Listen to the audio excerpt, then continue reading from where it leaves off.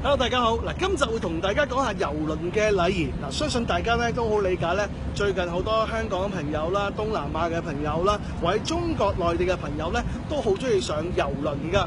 嗱，郵輪咧其實咧係重點唔係喺呢個嘅目的地，而係真正嘅旅程嘅，所以大家要特別留意啦。不過入邊有啲咩禮儀你要留意嘅話咧，請大家去了解一下。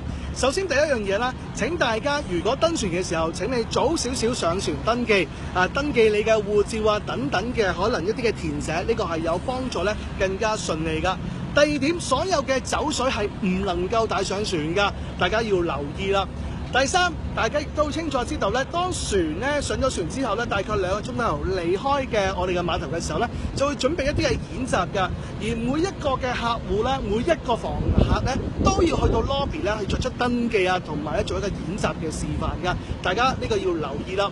嗱，第四點好重要啦，所有嘅船上面嘅活動咧都係以美金結算嘅，當然 credit card 都得啦。大家留意。不過你嘅房間嘅呢個嘅我哋嘅管家嘅話咧，咁我哋咧大概咧每日咧可以俾10蚊 tips 啦，當一少少嘅即係支持啦 support 佢噶。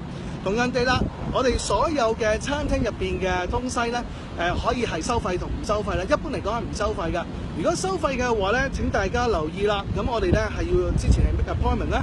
假設你要去 cancel appointment 嘅話咧，請你做24小時咧去 cancel 啊。呢個係一個禮貌嘅要求嚟噶。同樣地，可能有啲朋友會同 captain 啦，即係船長食飯㗎。呢個過程當中，大家最少要帶一套正裝。請你留意啦。希望咧都幫到少少 tips 俾大家啦。最後希望大家有一個嘅愉快旅程之外咧，亦都希望大家差唔多落船嘅時候早少少去結帳埋單。希望大家有個秩序排隊就更加好啦。希望大家有個愉快、開心、奇妙嘅旅程啊！